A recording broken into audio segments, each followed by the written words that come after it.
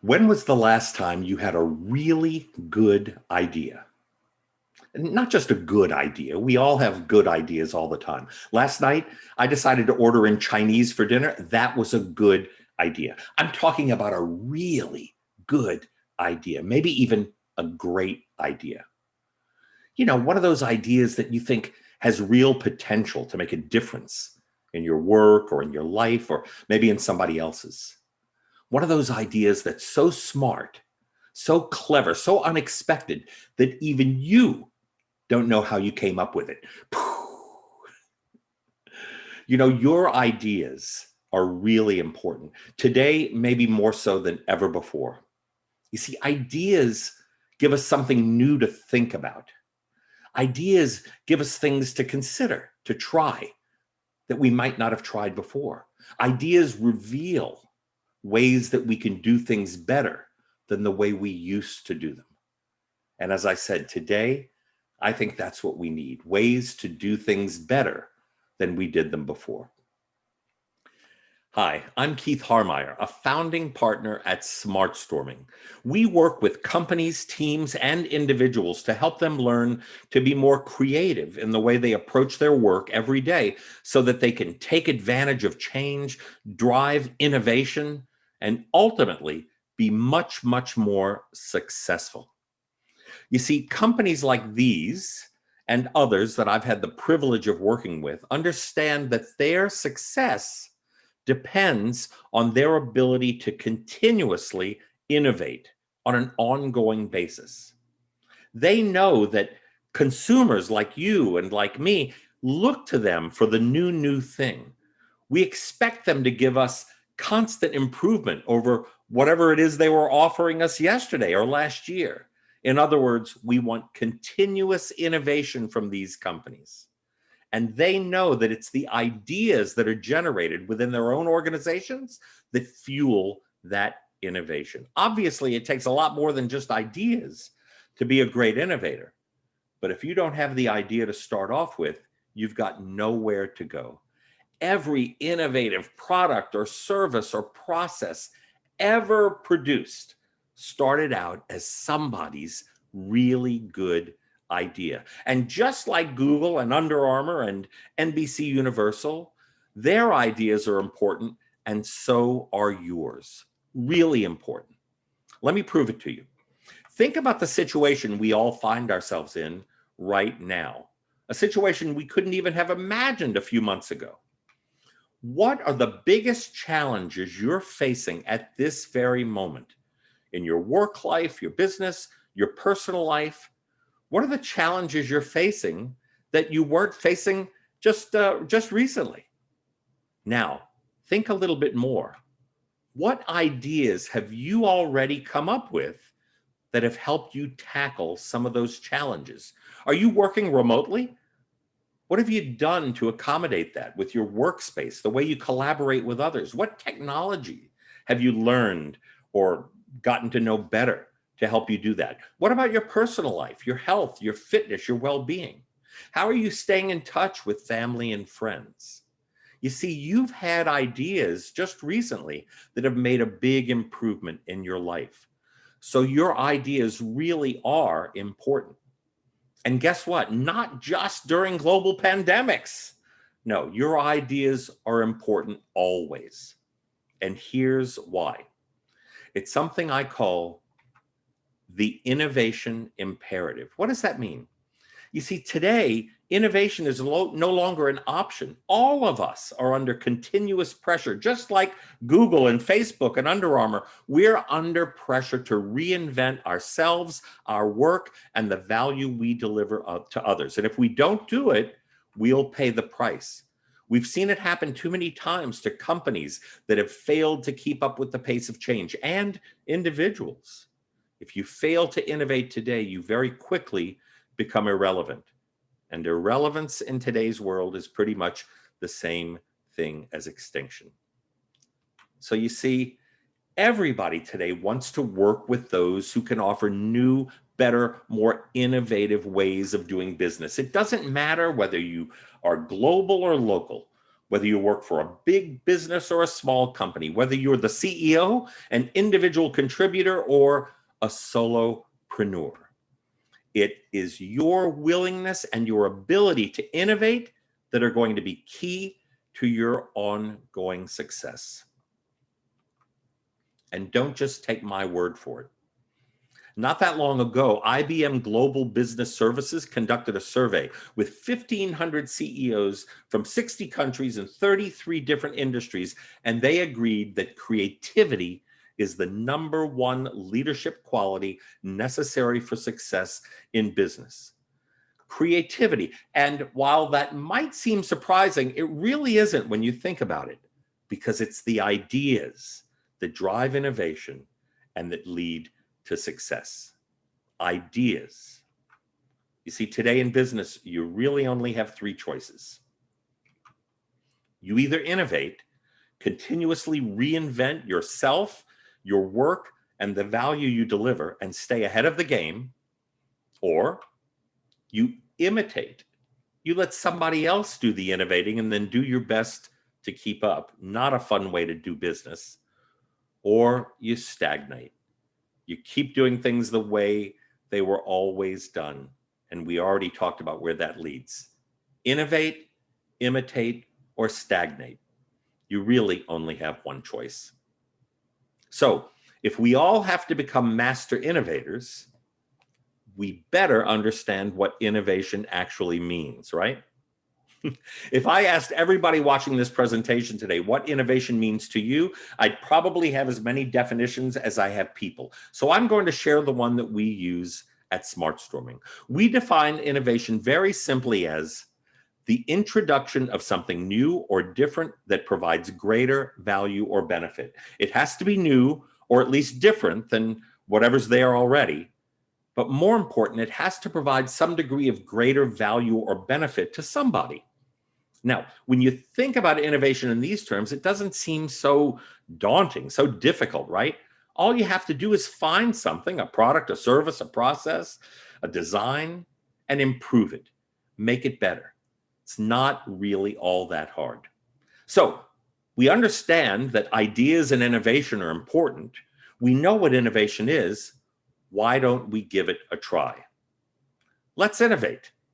If we're all going to become successful innovators, we better start practicing, and this is the time to do it. So I'm actually going to take you through an innovative problem-solving process where you're going to generate ideas for your work or your business. This is the same kind of process that I use with the companies I work with Under Armour and Spotify and NBC Universal, Google. And now I'm going to do it with you. So get ready. There is a little bit of prep that we have to do before we get started. First, you're going to need to record your ideas. So make sure you have some paper and a pen, or maybe your word processor opened, or a note-taking app, and be ready to record all your ideas. And please put them down. Even if you don't think they're very good, put all of your ideas down, because you never know what's going to lead to a big game-changing idea. That's really important. The ideas you come up with during this session are going to be worth nothing if you don't keep them around. Now, I'd like you to think about some aspect of your business or your work, maybe a project you're working on or that you will be working on, that you'd like to innovate, that you'd like to make new or different and deliver greater value or benefit. And remember, it doesn't have to be a thing you're working on. It can be some aspect of the way you work or your business, anything, as long as you can make it better and you think that you would deliver value by doing that. Now, I want you to keep your mind open to all possibilities here. Don't limit yourself. Remember, this is innovation. We're looking for the unexpected. And there are a few ground rules that I'd like to invite you to follow while you're doing this. First, suspend all judgment. Don't judge your ideas prematurely. Let every idea you have live, at least for a few minutes, to see where it leads. Second, go for quantity over quality. Why? That seems counterintuitive. But no, the more ideas you come up with, the better the chance you're going to come up with a really good one. So don't eliminate any ideas. Come up with as many as you possibly can and record them all. Remember that old saying, there's no such thing as a bad idea. Why do we say that? Because even the worst sounding ideas can contain the seeds of a great idea within them. You never know where there's gold, so don't kill an idea prematurely. Go for wild, crazy, edgy ideas. You're never going to change the game if you play it safe. You don't know how far you can go until you go too far. So go a little crazy. We could always pull a crazy idea back, but it's hard to make a boring idea interesting. Remember, innovation means thinking outside the box, thinking beyond the expected, beyond what is normal or typical. Go for it. And finally, write down all your ideas as quickly as you can and go to the next. Remember, we're going for quantity, not quality. So whatever comes to mind, put it down and then move on. Now, I'm going to use a technique with you called the SmartStorming Innovation Value Compass. It's really simple and elegant and super effective. And again, this is a technique that we've used with all of our clients in the past. So you're actually doing something today that's been done at all of those big name companies that I had on the screen a little bit earlier. The Innovation Value Compass is exactly what it sounds like. It's a compass. It's got 10 points designed to help you pick directions to explore for new ideas. So rather than just thinking randomly in directions that might come to mind, we're going to channel our thinking in particular directions. And so you can see we have a number of different ways we can approach a challenge to look at it in new and different ways to come up with innovative ideas to solve it. Now, today, let me tell you how this works. First of all, again, I've invited you already to think about a particular aspect of your business or work that we're going to work on. And then we're going to pick one direction on the value compass and try to stay focused on that direction. I'm going to give you a specific amount of time, about 2 minutes, to spontaneously generate ideas based on that directions for ways that you can improve the thing you're working on. Once that 2 minutes is up, we're going to move to another direction on the compass. Now, if you were doing this on your own, you could take as many different directions on the compass as you liked. Today, for the sake of time and efficiency, we're just going to do three that I picked that I thought were pretty universal and could apply to anything that you might be working on. Simplify it, make it indispensable, and socialize it. So we'll talk about each one of those individually when we get there, okay? But first, let's start with simplify it. So again, think about the thing you want to work on, get ready to record your ideas, and here we go. Simplify it. What does that mean? Think for a minute. What about the thing you're working on could be simplified or eliminated or streamlined to make it as simple and easy and effortless as possible? Think about that. Just think for a moment. We're going to have 2 minutes. Time begins now. What's the most obvious thing that comes to mind? Whatever it is you're working on, how could you make it a little bit simpler, a little more elegant, a little bit more accessible to others?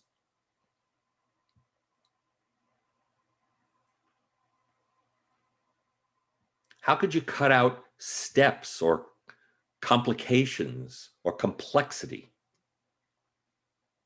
Is there some way you could use technology to make it easier?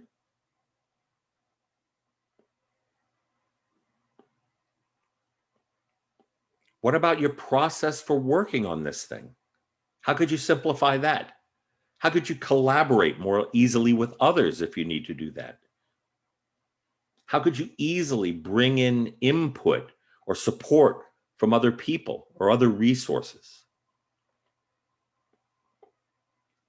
Got about another minute. How could you make it as elegant as you possibly can? When you're sharing it with others, how could you make it easier for them to understand, easier for them to gain access to?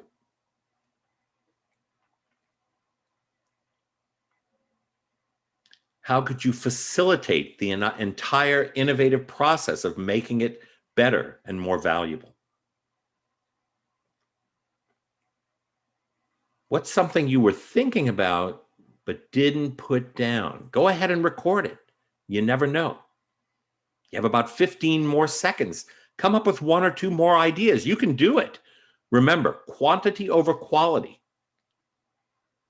5 seconds. Finish up whatever you're working on. And time. Okay. How did you do with simplifying the thing that you're working on? Hopefully, you were able to come up with at least a few ideas. And here, while we're talking about it, if you have one more that's bouncing around that you hesitated to write it down now before we move on. Okay, good job. Next, make it indispensable. This is such a good one. Let's see what that actually means. In what ways can you add or maybe combine features or services or benefits in order to meet a wider range of needs? In other words, how can you just make it more valuable? So valuable, in fact, that your work is something other people can't live without. Think about that. You have 2 minutes. How can you make it indispensable? Time begins now. What's the first thing that comes to mind? Come on, you want to make this so desirable, so necessary that people can't refuse it. They can't say no.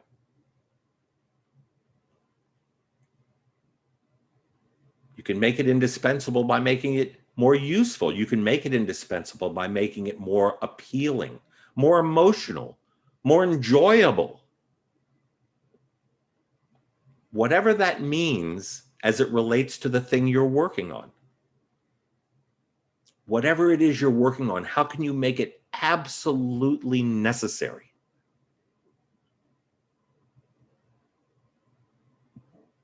Think outside the box here. Even if it's something you don't know how to do yet, what would you do if you did know how to do it? Another minute. You can sure come up with another 2 or 3 ideas. How could you use technology to help make it more valuable? How could you simply make it more appealing? And once again, think about the process you're going to be going through in order to do this. How could you make that process something that people can't do without?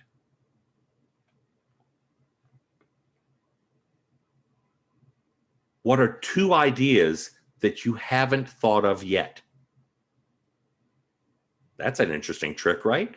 An idea you haven't thought of. What is it? And don't hesitate to write it down. Just a few more seconds. See if you can come up with one more.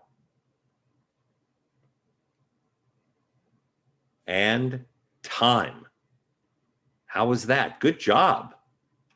Were you able to come up with a few ideas that make the thing you're working on more desirable, more necessary, maybe even so necessary that people can't do without it? If you have one more bouncing around in your head, go ahead and put it down, because we're going to move on now. Finally, socialize it. This one is so important in today's world. So many of us are working alone, isolated, on our own. How do we add a layer of sociability? Here is socialization. Here it is. In what ways can you build greater social interactivity with others? How can you and your work become a bigger part of their daily lives? Time begins now. How can you use social media? That's the obvious answer, right? The obvious direction to think in. Is there a way to incorporate social media when you're working on this, collaborating with others, sharing with others, getting input from others?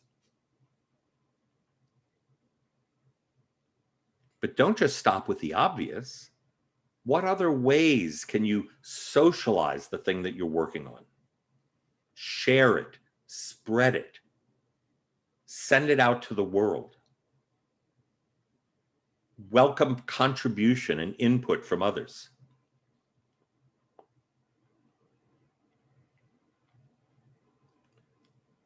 What bleeding edge technologies might you have heard about? Virtual reality, artificial intelligence, ways that you can use those things. Even if you don't know how to do that yet, even if you don't know what's possible, what might you do if you figured it out? About another minute. And you know what? Don't just think new school. How about old school? When was the last time you sent a piece of snail mail to somebody, picked up the telephone and actually called? How could you use old school ways of communicating and connecting to increase the socialization around your idea? 30 seconds. Come up with at least one or two more ideas before time is up. How do you take this from being yours, something that's isolated, and share it with your tribe, with your network, with your organization? Just a few more seconds. And time. Great job. How did we do with that? Did you come up with a couple of ideas at least for how you could take socialization and expand it around the thing that you're working on? If so, if you have another idea, make sure you write it down. And there you have 10 simple ways to quickly and easily innovate your work. The innovation value compass. We really like this technique a lot. We find it very, very easy to use, very simple, and super effective. And as I said, we've used this with all of our clients, and we invite you to take it with you and begin using it in your own work. The most important thing here, look, we're together for just a few minutes, and hopefully I've opened your eyes and your mind to the possibilities of what you can do with your ideas, with your creativity, in order to make you and your work and your life more innovative. But what I want to encourage you to do is make this a daily habit. Make this something that you do every day when you sit down to work. It's something that we call everyday innovating. And it's really pretty simple. Here's the process. First, just like we did here today, you identify something that isn't working or isn't working as well as it could be. And then play this game of what if. Use the value compass, or just come up with ideas. Imagine how you could make it better, how you could improve it, how you could add value or benefit. Come up with lots and lots of ideas, and then pick one and take action. The one thing we haven't done here today, but I encourage you to do, pick an idea and take action. Try something different and do it fast. You don't have to take unnecessary risks. Do it in a scalable way, rapid prototype. But take action and give it a try, and then simply repeat the process. Take a look at what you've tried, figure out what's working, what isn't working as well as it could be, and then start over. Generate more ideas for how to improve the thing you've tried. Take action and repeat that process a few times, and before long, you will have an innovative new solution. Who knows? You might change the whole game. In order to help you do this, I have a download for you if you'd like to get it. No obligation. I'm not going to put your name on a newsletter or anything like that. All you have to do is send a blank email, it can say anything, to keithfreegifts@gmail.com. keithfreegifts@gmail.com, and I'll send you a copy of, you'll get an auto response, and you'll get a copy of the Innovation Value Compass, the one we used today, and a blank one that you can use to fill in the blanks for your own directions, for anything that you're working on. So it's just a little gift to help you do all this and to help make this process a little bit easier for you. And of course, if you have any questions about any of this, or would like to learn more about my work, my keynote presentations, our training programs, our book, anything, you can always contact us through the website, smartstorming.com, or contact me directly, keith@smartstorming.com. I really hope to hear from all of you, and I hope that you all continue your process. Your ideas are really important. Who knows? You might come up with the next big innovative idea that will change your work, change your organization, change your entire industry, maybe even change the world. But you'll never know if you don't get those ideas out and share them with others. Make it your job to become an everyday innovator. You have everything it takes to do it. You just have to do it. I'm Keith Harmeyer, founding partner at SmartStorming, reminding you today and every day to think more innovatively.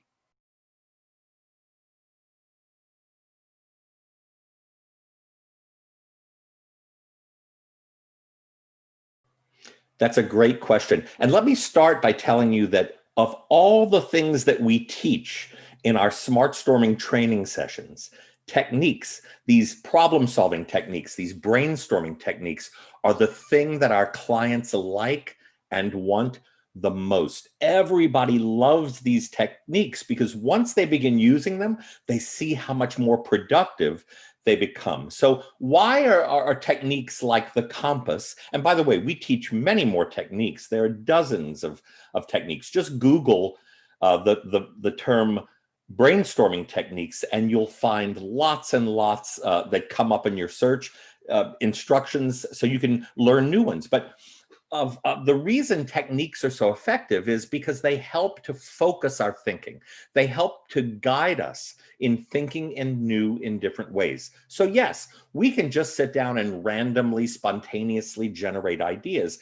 And by the way, that is a technique. It's a technique called free association, and people use it all the time. But free association, as valuable as it is, might not be the most effective way. And here's why.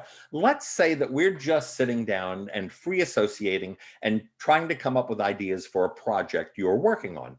And maybe you have an idea that involves social media. So today we worked on how to socialize it. So you come up with a social media idea. That's great. Maybe you write it down. Now you keep thinking. It's just as likely that you're going to go into a completely new direction. You might think about technology. You might think about communication. You might think about a different business model, whatever. You completely left social media and socialization behind. But what if we give ourselves a parameter and say, for 2 minutes or 3 minutes or 5 minutes, we're only going to come up with ideas that involve socializing, that involve social media. You see, then you give yourself the opportunity to fully explore that direction and come up with as many ideas as possible before you go in a different direction. So that's the way that techniques can help channel us or help us focus more effectively than we would if we didn't use them.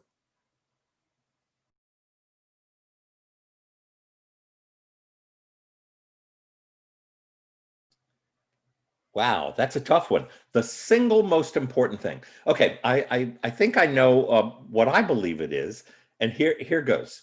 When you're sitting down to come up with ideas to solve a problem, to try to be more innovative, I would encourage you to play a game.